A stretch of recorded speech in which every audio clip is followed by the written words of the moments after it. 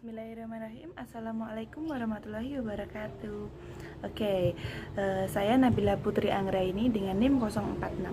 Nah, jadi saya di sini untuk menyelesaikan hasil tugas ulangan tengah semester saya mata kuliah IPS. Saya mengambil sejarah perkembangan di Indonesia.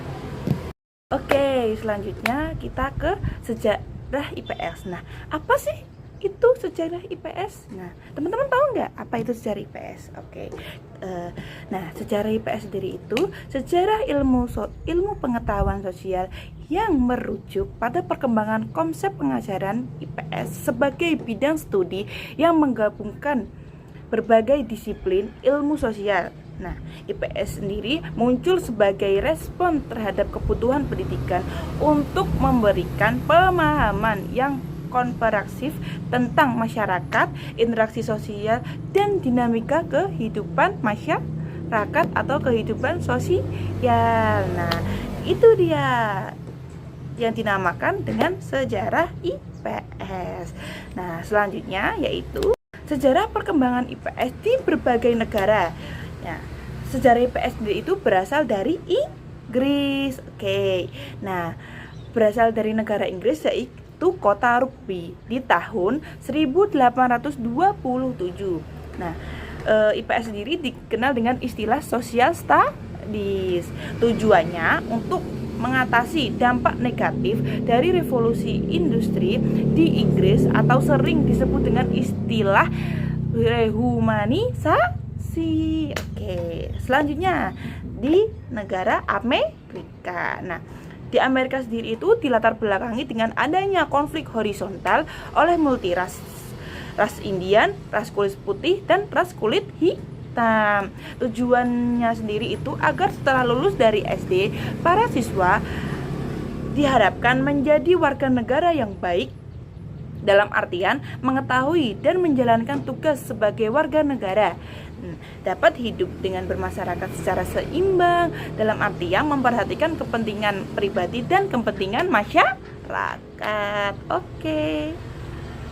Bagaimana perkembangan IPS di Indonesia atau di negara kita sendiri itu bagaimana sih? Nah, perkembangan IPS di Indonesia itu berkembang sesuai dengan kondisi bangsa Indonesia dan dipengaruhi juga oleh Amerika Serikat karena dianggap sebagai salah satu negara yang memiliki pengalaman panjang dan reputasi akademis yang signifikan dalam bidang itu. Begitu ya teman ya. Begitulah perkembangan IPS di Indonesia itu sendiri.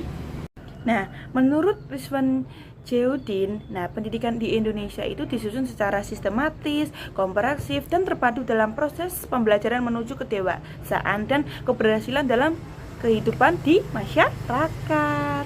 Ya, begitu. Nah, selanjutnya yaitu pengumpulan data. Nah, pengumpulan data dan evaluasi data secara sistematis untuk menggambarkan, menjelaskan, dan memahami peristiwa yang terjadi di masa lalu, gitu ya. Nah, itu mengumpulkan data biar kayak kita tuh tidak salah data dalam mendata. Bagaimana sih perkembangan IPS itu? Nah, mesti kan ada data-datanya ya, gimana dia berkembang dari awal sampai sekarang kita yang mengalaminya sendiri. Sejarah perkembangan IPS di berbagai negara. Ya, sejarah IPS sendiri itu berasal dari Inggris. Oke. Nah, berasal dari negara Inggris yaitu kota Rugby di tahun 1827. Nah, IPS sendiri dikenal dengan istilah social studies. Tujuannya untuk mengatasi dampak negatif dari revolusi industri di Inggris atau sering disebut dengan istilah rehumanisasi. Oke, selanjutnya di negara Amerika. Nah, di Amerika sendiri itu dilatar belakangi dengan adanya konflik horizontal oleh multiras, ras Indian, ras kulit putih, dan ras kulit hitam. Tujuannya sendiri itu agar setelah lulus dari SD, para siswa diharapkan menjadi warga negara yang baik, dalam artian mengetahui dan menjalankan tugas sebagai warga negara, dapat hidup dengan bermasyarakat secara seimbang, dalam artian memperhatikan kepentingan pribadi dan kepentingan masyarakat. Oke. Oke, sekian dari saya. Kurang lebihnya saya mohon maaf. Kalau ada yang kita tanyakan bisa bilang ke saya saja ya. Mungkin saya bisa membantu menjawabnya. Oke, sekian.